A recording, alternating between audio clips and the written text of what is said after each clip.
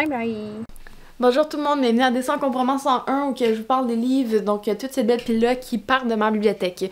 Il y a plusieurs raisons pourquoi ils vont partir, je vais tous vous les expliquer un à un en faisant des petits résumés.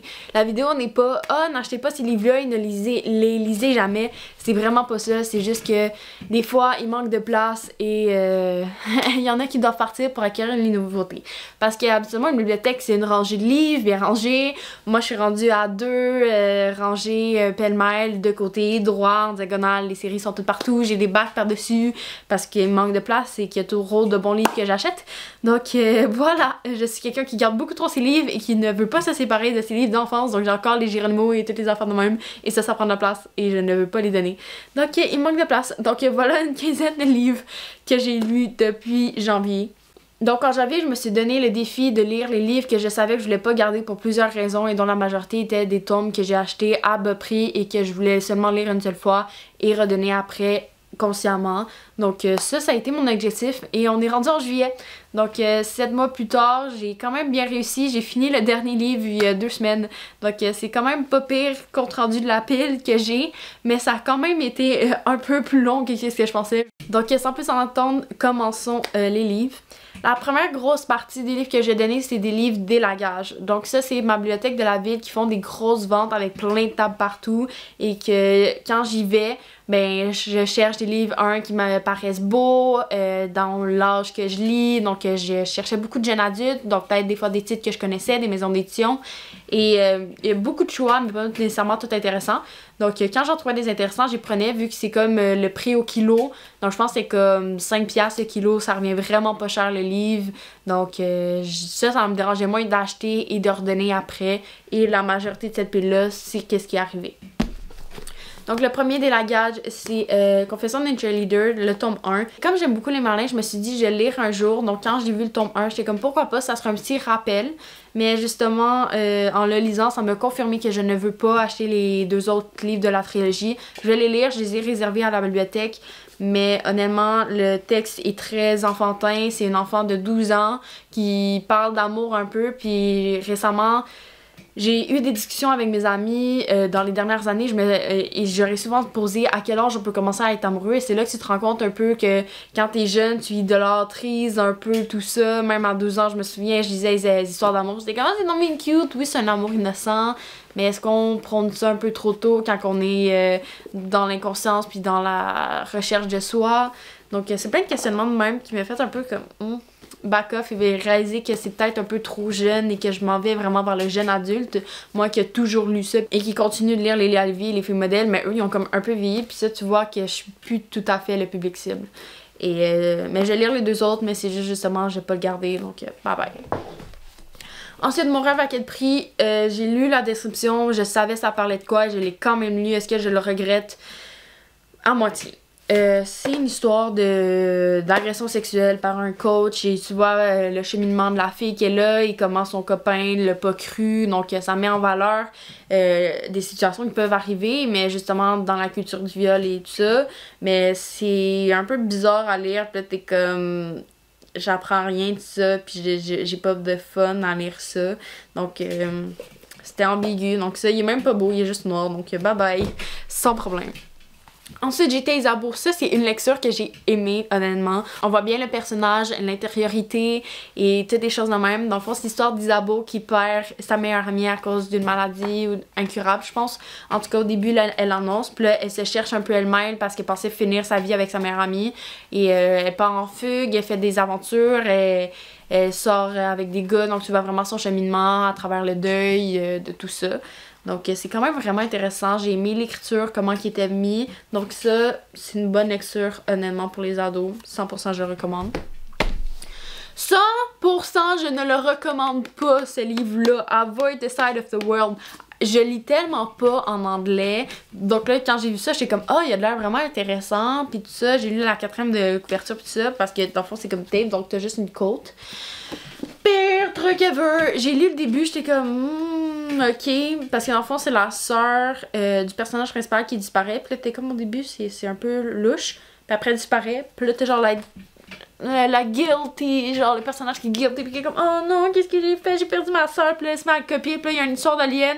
À ce moment-là, t'es comme est-ce que je finis? Je suis allée lire sur Goodreads, puis j'étais comme est-ce que je finis? J'ai vraiment pensé à abandonner un livre pour une première fois dans ma vie. Et j'étais comme je vais le finir, puis là, ça finit, puis t'es comme ok.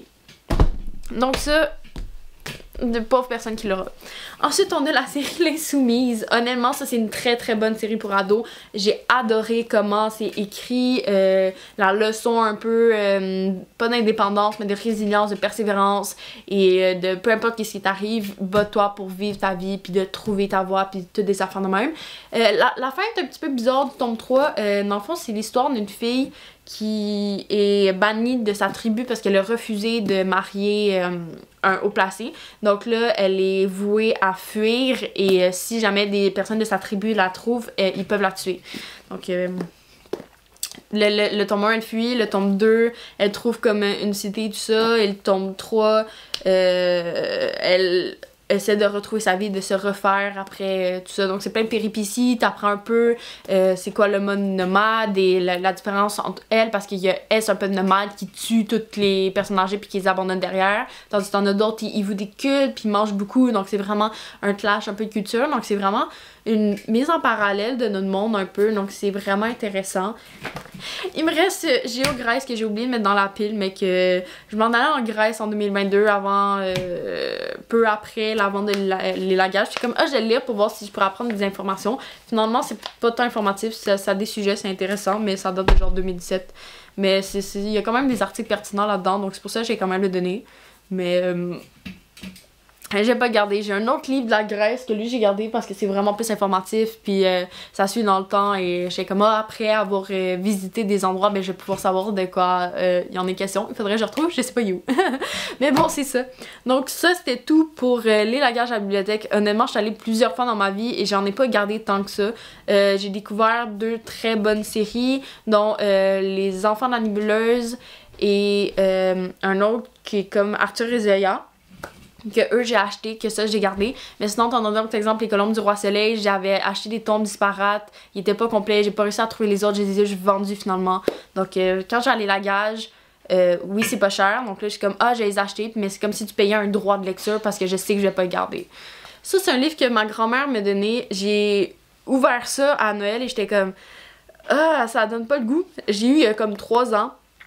Et j'ai pas voulu le lire depuis, donc c'est pas un signe, ben c'est un peu un signe que comme ça donne pas le goût de lire, et je suis quelqu'un qui finit toujours les livres, et là je parlais avec le monde, et comme mais il y a tellement de bons livres, genre perds pas ton temps à finir qu'est-ce que t'aimes pas, mais là ça va être perds pas ton temps à lire ce que tu veux pas lire, parce que j'ai amené ça à un moment donné dans le bus, j'ai lu 15 pages, puis j'ai comme c'est plate, j'embarque pas, ça me tente pas, j'ai feuilleté la suite, ça a l'air tout aussi plate, donc ça, désolé grand-maman, mais il s'en va.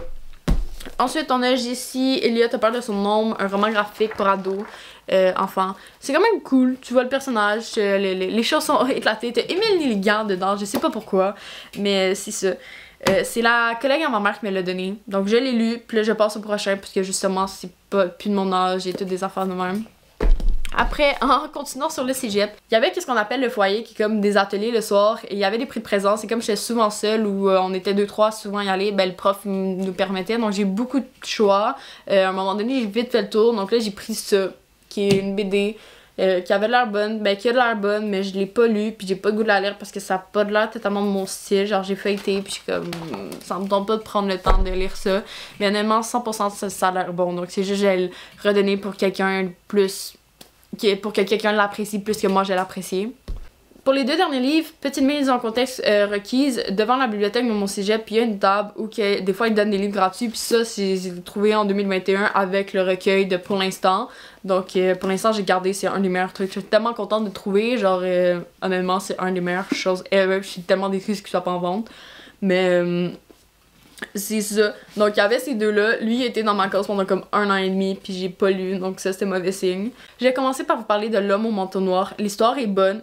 C'est un gars qui tue un corbeau un jour, puis là, il fait un pacte avec la mort, et il crée une entreprise autour de besoins funéraires, donc de cercueils, d'habits, tout ça. Puis là, son associé est comme Black, mais il trouve pas Black parce que dans le fond, c'est la mort. Puis là, à la fin, ben, Black revient, puis comme, tu sais, c'était quoi le dire, c'était de la mort, puis là, c'était toute une affaire de tourmente, mais quand tu parles de ça, c'est un gars de 6 à 80 ans. Genre, c'est toute sa vie là-dedans, donc ça passe vraiment de un à l'autre. Quand même intéressant, la plume est bonne, mais pas au point de le relire une deuxième fois, mais je suis contente de l'avoir lu une fois, pour vrai.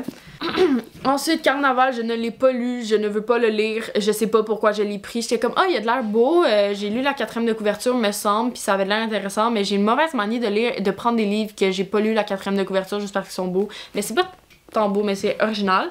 Mais j'ai comme, ça va me sortir, puis ça va me faire découvrir de quoi, mais plus que j'ai fait, puis moi ça me donne le goût, puis là j'ai lu la description, c'est genre, il y a 2 espèces de chauffeurs de taxi, les araignées et les mouches. Les araignées attendent patiemment les appels, les mouches sillonnent les rues à la recherche des mains levées dans la nuit.